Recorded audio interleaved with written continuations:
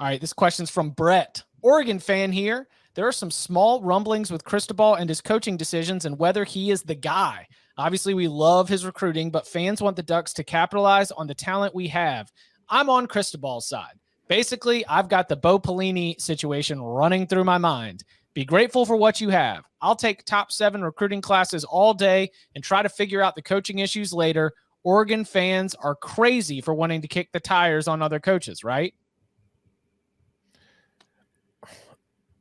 I understand the frustration with Cristobal's decision-making sometimes during the game because we've been talking about it on this podcast for years, but I would rather have him there acquiring the talent and then hoping that you figure things out on game day a little better as you get more experience in the position. But I would rather have all that talent and a questionable decision every once in a while than a guy who's always right in a bad football team.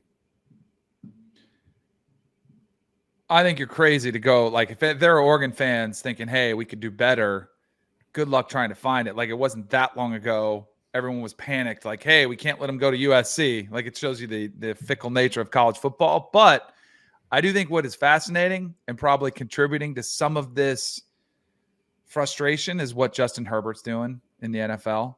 Like, the fact that he and we were all like, where did this come from? Why didn't we see this at Oregon? I think is a valid question. Because I do think the offense. He's got some Kirby to him.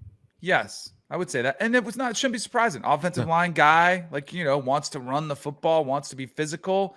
But I also just think from a schematic standpoint of really simplifying things, I think there's also a little bit of Clemson in there too, of a little bit more basic.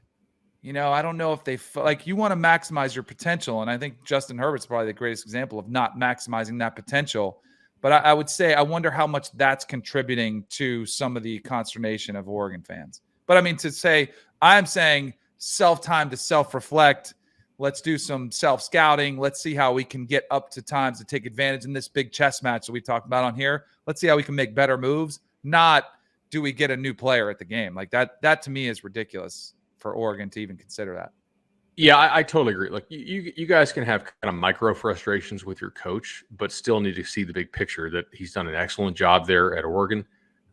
He has taken advantage of USC kind of spinning its wheels with the continued hire of Clay Helton and has really cemented them as a brand that can go head to head with folks for the top recruits west of the Rockies and occasionally recruit nationally as well. I certainly understand the frustration that you didn't have the OC right, I think, when you had Herbert there. And now you've got a guy who I think we all respect quite a bit as an OC. I mean, he was in the hospital, so he missed the Stanford game.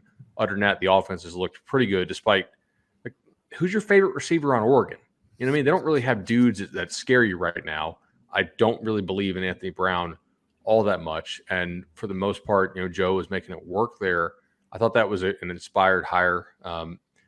I think Mario is a tough guy to work for. I think he demands a lot of his coaches based on what I've heard. And so I'll be interested to see kind of the long term there with his assistants. But man, guys, I mean, the chance you upgrade versus the chance you downgrade, if you were to, which they're not going to do, obviously, because the administration is not full of idiots. Do you think any of this is sort of like pre-sour grapes with Mario's name being mentioned for LSU and USC a whole lot?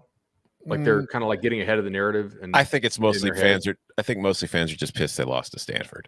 Sure. And I also think the one thing that any Oregon fan that is frustrated with Mario, I'd ask you to consider is think about all the injuries that team is dealing with right now. And the fact that he's been able to recruit so well is why you've been able to withstand those injuries to still be in a position to win the North and win the Pac-12. Because a few years ago, you have that many guys hurt, your season was done. You guys were finishing 7-5. And also for some of those decisions at the end of that Stanford game, Bud, as you just mentioned, he didn't have his offensive coordinator with him. If Joe Moorhead's there, maybe some of those decisions would have been different.